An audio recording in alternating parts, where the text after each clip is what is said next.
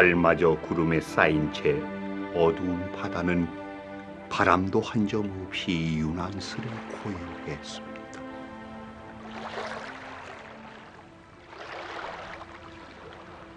그날로 경덕 대사를 은사로 모시고 머리를 깎았지요.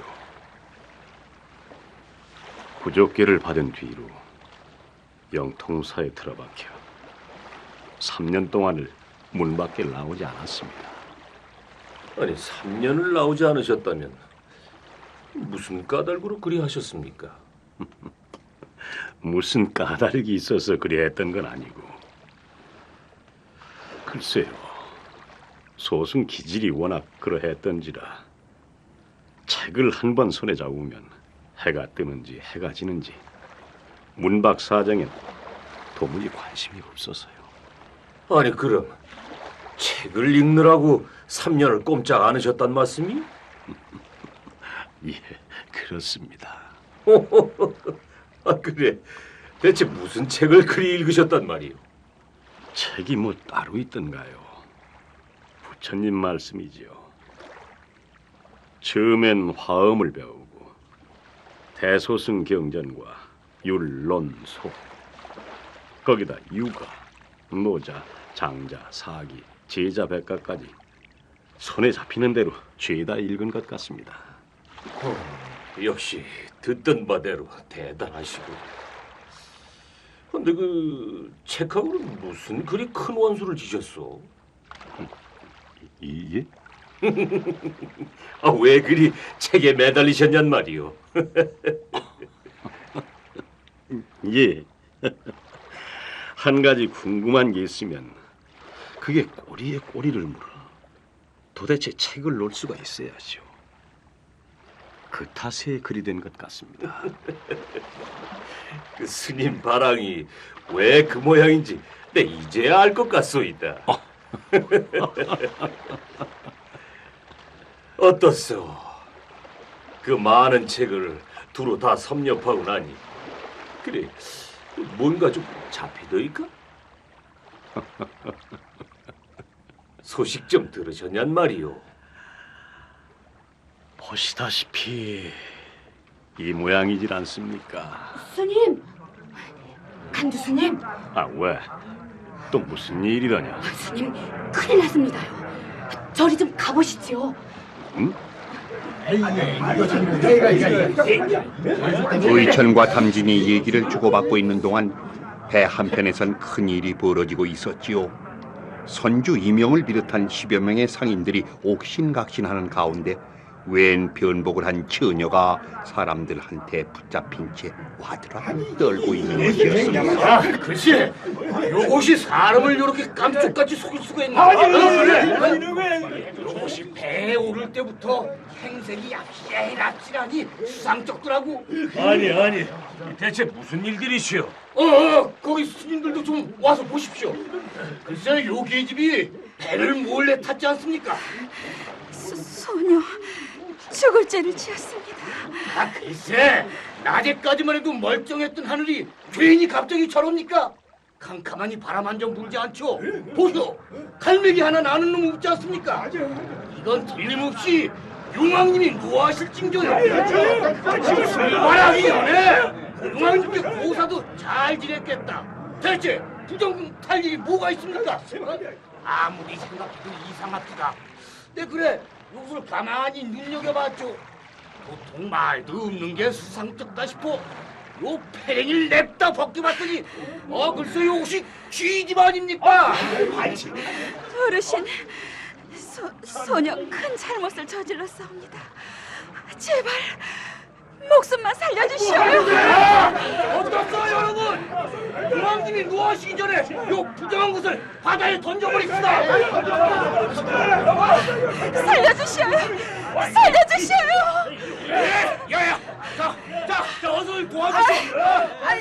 제발 살려주세요. 잠깐!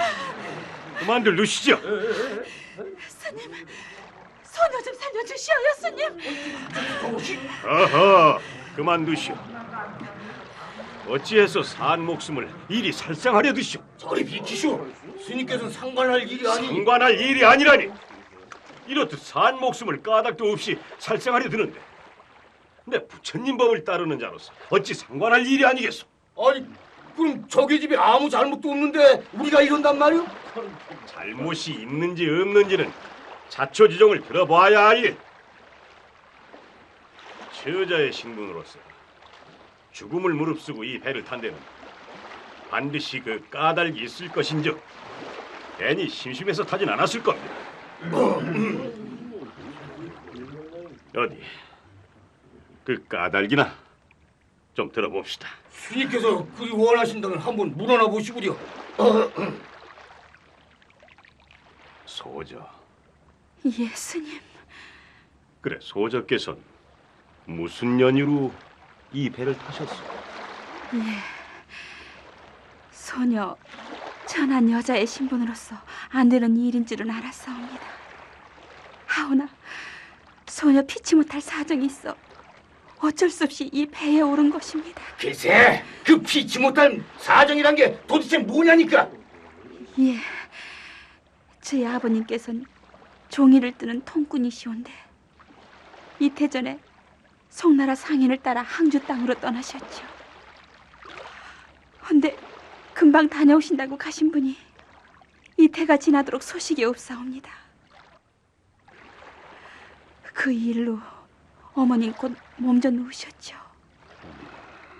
소녀 품을 팔아 근근히 끼니를 잊고 있었사온데 지난달 인편에 아버님 소식을 들었사옵니다. 무슨 소식을 들으셨소? 어떤 소식이었습니까? 예, 다행히 그분은 도망쳐 나오긴 했다지만 저희 아버님께서 그곳 산적들에게 잡혀 죽임을 당하셨다 하옵니다. 그 시신이 길섭에 버려졌을 것이라 하옵기에 자식도 달리 저밖에 없는지라 소녀 자식된 도리로 아버님을 찾아 나선 것이옵니다. 자, 그만 다 되시었소?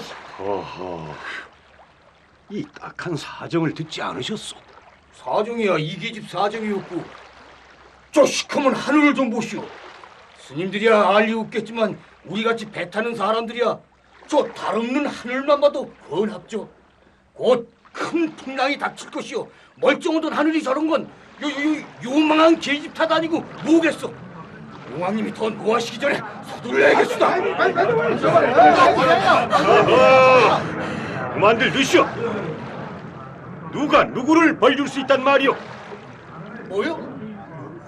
누가 무슨 자격이 있어 남의 귀한 생명을 앗을 수 있냔 말이오? 이 스님이 관여할 일이 아니지 않소. 스님이야 부처님 법 따르면 그만이겠지만 우리 같은 뱃사람들이 어디 상관이 있소? 바다에선 용왕신이 최고지. 안 그렇소? 그렇다면 당신들이 섬기는 용왕신은 그래 사람을 죽이라고 시킵니까? 그래 죄 없는 무고한 사람을 죽이라고 시키는 게 이제까지 당신들이 믿고 따라온 용왕신이란 말씀이요? 아니 누가 용왕님이 시켰다 했소? 이 계집이 백길에 부정을 타게 했으니 용왕님이 노하실까 그게 두려워 제물로 바치자는 것 아니오?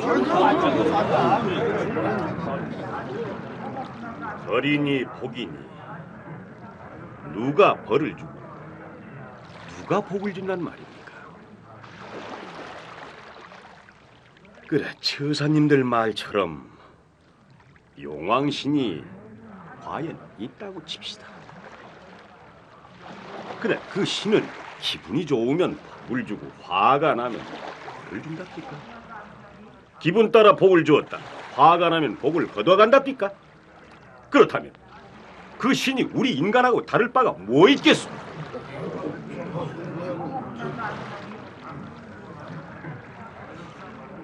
과연 신이 있다면 그 신은 부처님처럼 지혜롭고 한없이 자비로운 분이실 거요. 우리 중생의 고난을 구하기 위해 스스로 더 큰 고난을 짊어지려는 분 아니겠소? 그런 분이 왜 화를 내고 왜 고통을 주려 하겠습니까?